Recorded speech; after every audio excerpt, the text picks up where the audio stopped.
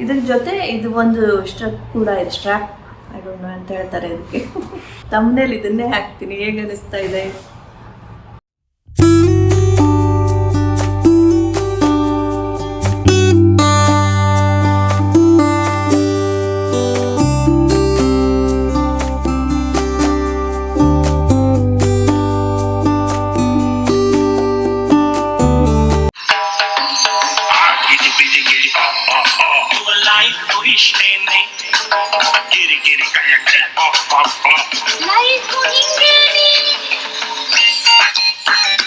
ನಮಸ್ಕಾರ ಸ್ನೇಹಿತರೆ, ರೇಖಾ ಪ್ರಪಂಚಕ್ಕೆ ಸ್ವಾಗತ. ನೀವೆಲ್ಲರೂ ಚೆನ್ನಾಗಿದ್ದೀರಾ ಅನ್ಕೋತೀನಿ. ನಾನು ಕೂಡ ಫಸ್ಟ್ ಕ್ಲಾಸ್ ಆಗಿದ್ದೀನಿ. ಅಂದಹಾಗೆ ಇವತ್ತು ಒಂದೆರಡು ಇಂಪಾರ್ಟೆಂಟ್ ವಿಷಯಗಳ ಬಗ್ಗೆ ಮಾತಾಡ್ತೀನಿ. ಫಸ್ಟ್ ಆಫ್ ಆಲ್, ಈಗ ಒಂದು 4-5 ದಿನದಿಂದ ನಾನು ಒಂದು ಹೊಸ ಚಾಪಿಂಗ್ ಬೋರ್ಡನ್ನು ಯೂಸ್ ಮಾಡ್ತಾ ಇದ್ದೀನಿ. ಅದನ್ನು ಯಾಕೆ ತೊಗೊಂಡೆ ಅಂತಂದರೆ ದೊಡ್ಡ ಕತೆ ಹೇಳ್ತೀನಿ ನೋಡಿ. ಇದು ನನ್ನ ತುಂಬ ಹಳೆಯ ಚಾಪಿಂಗ್ ಬೋರ್ಡ್ ಆಯಿತಾ.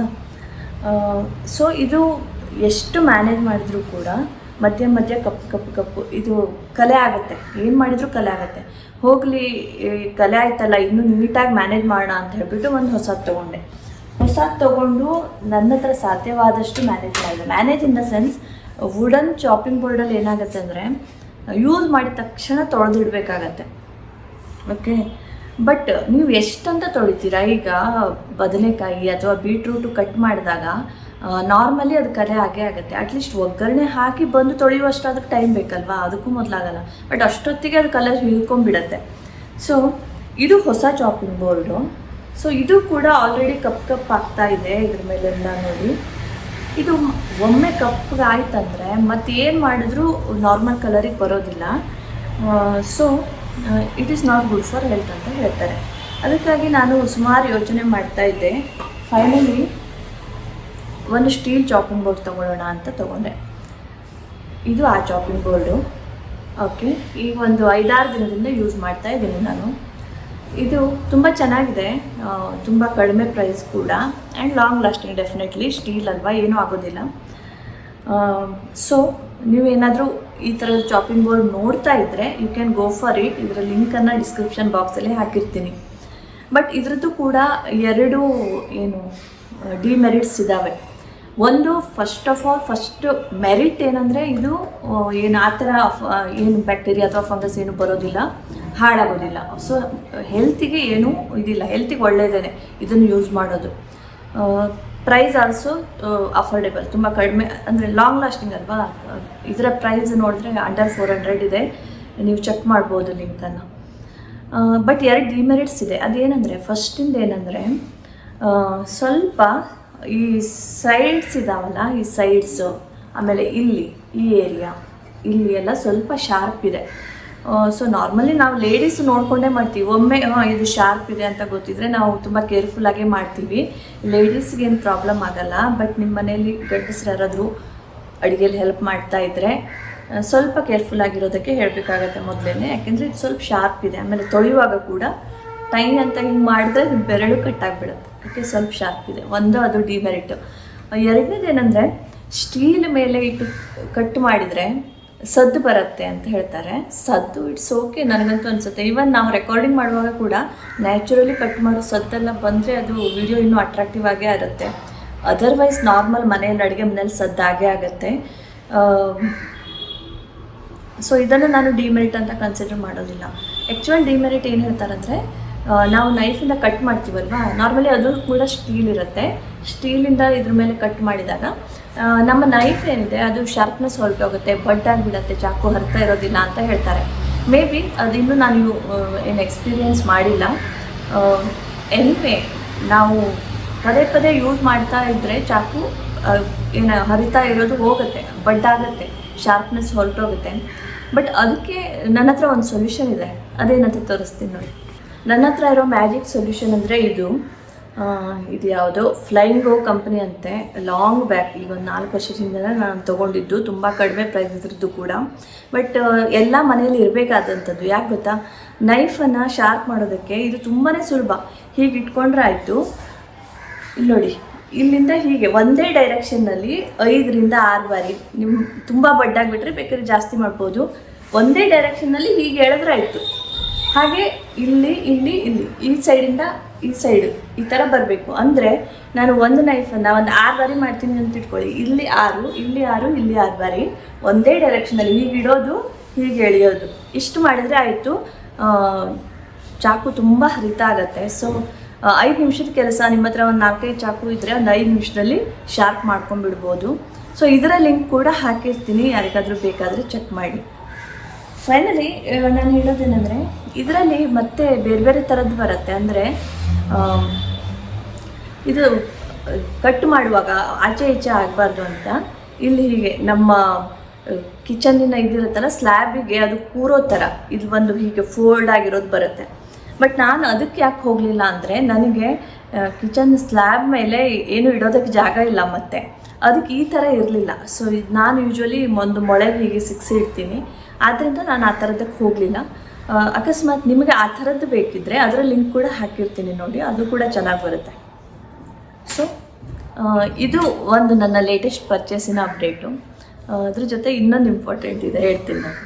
ಸೊ ಫ್ರೆಂಡ್ಸ್, ಈ ಒಂದು ಐಟಮನ್ನು ನನ್ನ ಅನ್ಬಾಕ್ಸಿಂಗ್ ವಿಡಿಯೋದಲ್ಲಿ ನೀವು ನೋಡಿರ್ತೀರಾ. ಒಂದು ದೊಡ್ಡ ಬಾಕ್ಸಲ್ಲಿ ಬಂದಿತ್ತು. ಇದನ್ನು ತೆಗೆದು ಹಾಗೆ ಇಟ್ಟಿದ್ದೆ. ಸೊ ನಮ್ಮ ಮನೆಯವರು ಡೈಲಿ ಆಫೀಸಿಂದ ಬಂದ ತಕ್ಷಣ ಇದನ್ನು ನೋಡಿಬಿಟ್ಟು ಇನ್ನೂ ಓಪನಿಂಗ್ ಮಾಡಿಲ್ವಾ ಅಂತ ಕೇಳೋರು. ಯಾಕೆಂದರೆ ಅವ್ರಿಗೆ ನನ್ನ ಮೇಲೆ ಒಂದೇ ಕಂಪ್ಲೇಂಟ್, ನಾನು ಏನು ಫಿಸಿಕಲ್ ಆ್ಯಕ್ಟಿವಿಟಿ ಮಾಡೋದಿಲ್ಲ ಅಂತ. ಅಟ್ಲೀಸ್ಟ್ ಯೋಗ ಆದರೂ ಮಾಡಲಿ, ಏನಾದರೂ ಮ್ಯಾಟ್ ಹಾಕ್ಕೊಂಡು ಎಕ್ಸಸೈಸ್ ಆದರೂ ಮಾಡಲಿ ಅಂತ ಅವರು ಅಂದ್ಕೊಳ್ಳೋದು. ಸೊ ಆ್ಯಸ್ ಅ ರಿಮೈಂಡರ್ ನನಗೆ ಪದೇ ಪದೇ ಹಾಗೆ ಹೇಳ್ತಾಯಿದ್ರು. ಸೊ ಫೈನಲಿ ಇವತ್ತು ಇದನ್ನು ಅನ್ಬಾಕ್ಸ್ ಅಂದರೆ ಯೂಸ್ ಮಾಡೋದಕ್ಕೆ ಸ್ಟಾರ್ಟ್ ಮಾಡೋಣ ಅಂದ್ಕೊಂಡೆ.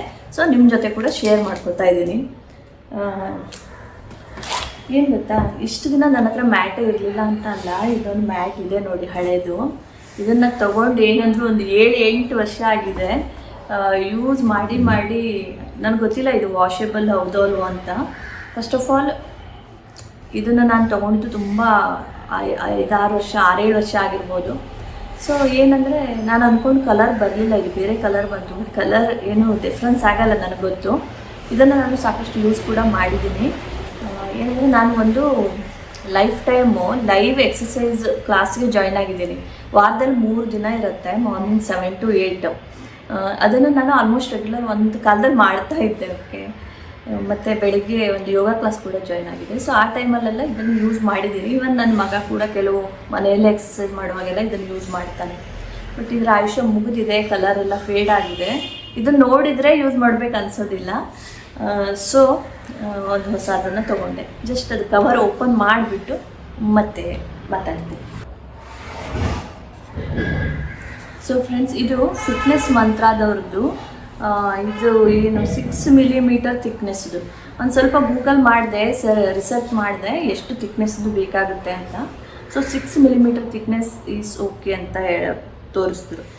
ಓಕೆ, ಇದೇನಂದರೆ ಇಂಪಾರ್ಟೆಂಟ್ ಫೀಚರ್ಸ್ ಏನಂದರೆ grippy, not slippy. Okay, slip ಆಗೋದಿಲ್ಲ, ಆ್ಯಂಟಿ ಸ್ಕಿಡ್ ಮ್ಯಾಟ್ ಇದು, sweat absorbent, washable, dual embossed, texture surface.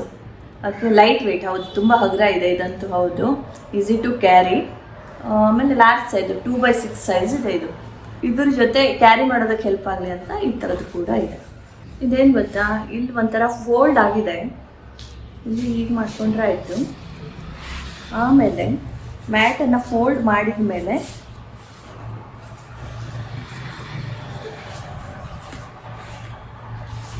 ಇಲ್ಲ ಈ ರೀತಿಯಾಗಿ ಹಾಕಿ ಇದನ್ನು ಹಿಡ್ಕೊಂಡು ಹೋಗ್ಬೋದು ಅಂತ.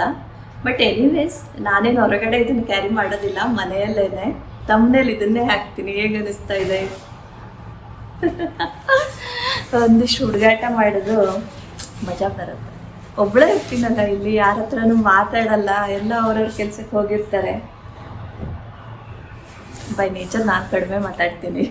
ನಾನಾಗಿ ಫ್ರೆಂಡ್ಸ್ ಮಾಡ್ಕೊಳ್ಳೋದು, ಹೊಸಬ್ರನ್ನು ಮಾತಾಡಿಸೋದು I don't know. Okay, so ಶುಭಾರಂಭ ಮಾಡ್ತಾ ಇದ್ದೀನಿ.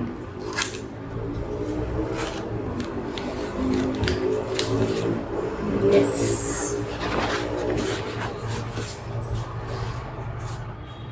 ಇಲ್ಲಿ ಒಂಥರ ಹೀಗೆ ಉದ್ದ ಟೆಕ್ಸ್ಚರ್ ಇದೆ. I don't know ಕಾಣುತ್ತೋ.